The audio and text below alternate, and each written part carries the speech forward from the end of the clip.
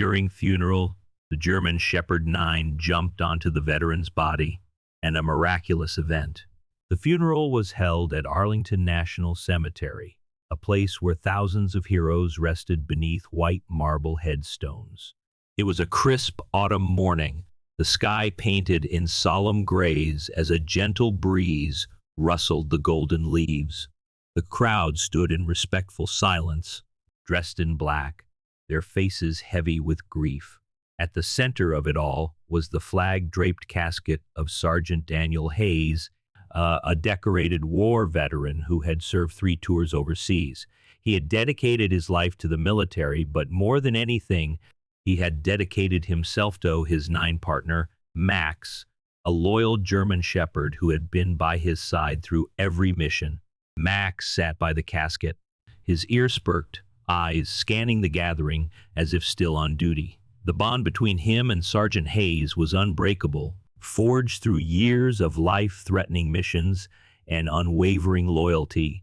Daniel's daughter, Emily, stood at the front, tightly holding the folded American flag that had been presented to her. Tears streamed down her face, her father's loss leaving a deep void in her heart.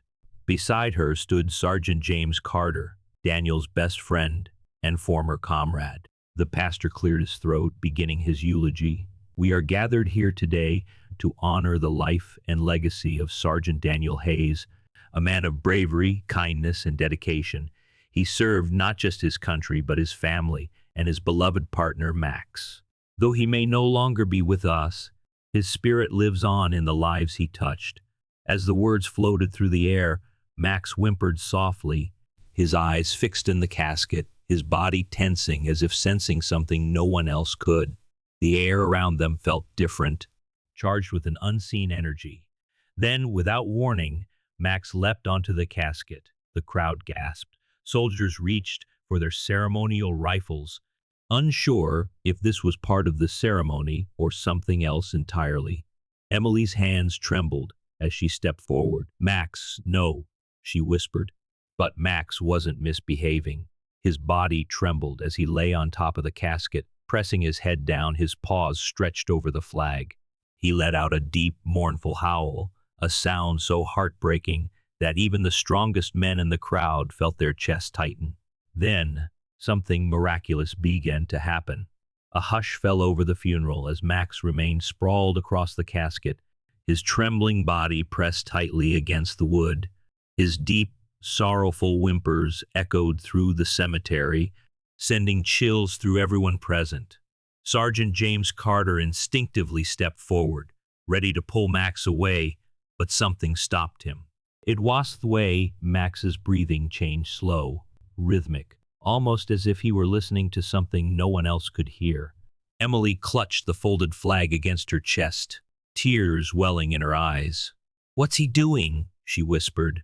The crowd watched in stunned silence as Max's ears twitched.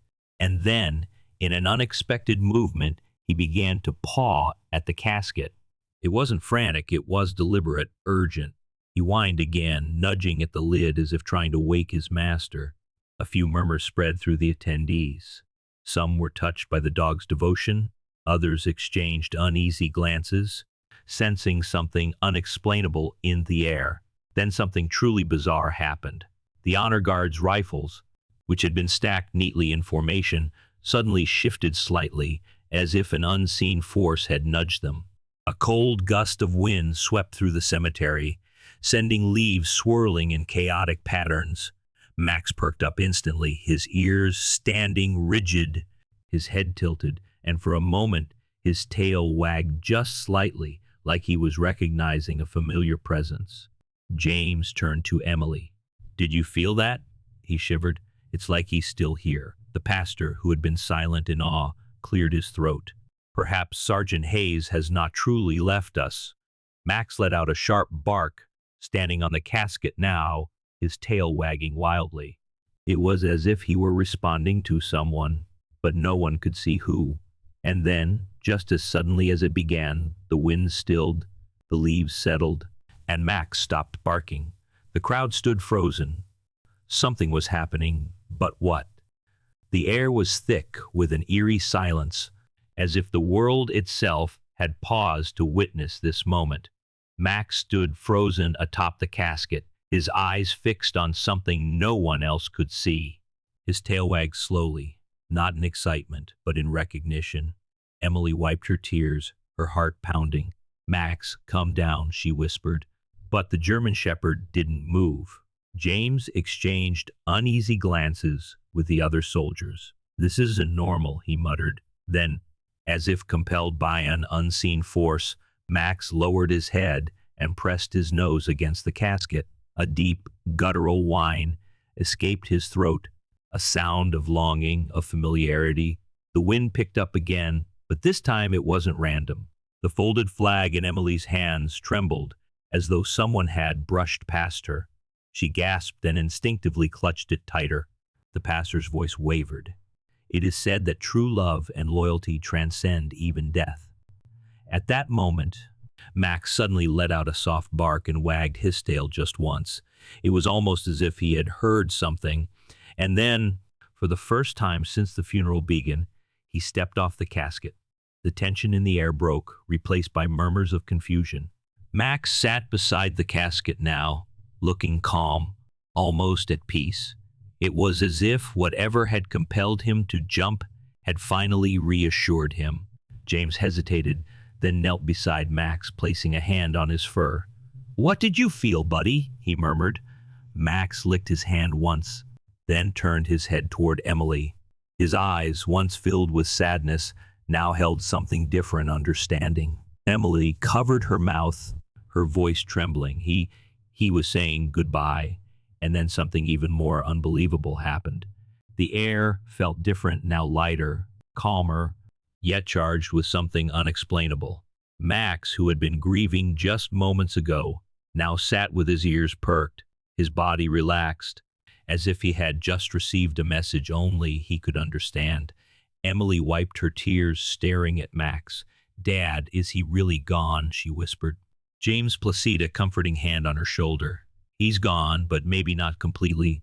The crowd remained silent, watching as Max suddenly stood up, eyes once filled with sorrow, now gleaming with a newfound determination. Then he turned away from the casket and walked toward Emily. Emily let out a soft gasp as Max gently nudged the folded flag in her hands. His eyes locked onto hers, and in that moment, it was as if an invisible thread connected them. A message passed without words. James noticed it too. "Emily, I think Max is trying to tell you something." Emily knelt down, her heart racing. "What is it, boy?" Max let out a small, low whine, then pressed his head against her chest, right over her heart. And that's when it happened. Emily gasped loudly, her breath hitching in her throat. A sudden warmth spread through her chest, as if someone had wrapped her in a gentle embrace. It was faint, but unmistakable a presence. She squeezed here, yes shut, as a memory surfaced her father's voice. "No matter what happens, sweetheart, if you ever feel lost, just close your eyes and listen. I'll always be with you." Tears spilled down her cheeks as she opened her eyes. She wasn't sure how, but she knew her father had just said goodbye. James, watching closely, swallowed hard. "Did you feel that?" Emily nodded slowly, her voice barely above a whisper. He was here. The funeral guests, who had been skeptical moments ago, now stood in stunned silence. They had all witnessed something beyond explanation, and then, as if to confirm it, Max lifted his head to the sky and let out a single, strong bark note of sadness, but of acceptance. The message was clear. Sergeant Daniel Hayes was gone, but his love, his presence, and his bond with Max and Emily would never fade. The funeral had begun in sorrow, but now something had shifted. The air no longer felt heavy with grief. It carried a quiet sense of peace. Max stood beside Emily, his body relaxed, his tail wagging gently. He wasn't restless anymore. He wasn't searching. He knew. Emily clutched the folded flag to her chest, taking a deep breath. Her father was gone, but somehow he had found a way to say goodbye. The honor guard, still stunned by what they had witnessed, slowly resumed their positions. The commanding officer gave a solemn nod, and the three-volley salute rang through the cemetery, a final tribute to Sergeant Daniel Hayes. Each shot echoed, but Emily didn't flinch. She felt a warmth inside her, not fear, not sadness, but strength. After the salute, James Carter stepped forward, clearing his throat. Sergeant Daniel Hayes was not just a soldier, but a father, a friend, and a hero. And as we've all seen today, he glanced down at Max, who looked up at him with steady eyes. His spirit lives on. Emily knelt and wrapped her arms around Max, whispering into his fur, "Thank you for staying with him until the end." Max responded by nuzzling her gently, as if to say, "He's never truly gone." The funeral concluded, and one by one, the mourners left, whispering about what they had witnessed. Something miraculous had happened that day, something beyond words. As the sun began to set, Emily, James, and Max were the last ones standing at the grave. A gentle breeze rustled the trees, carrying a familiar scent, the scent of her father's cologne. Emily smiled softly. "Goodbye, Dad. I love you."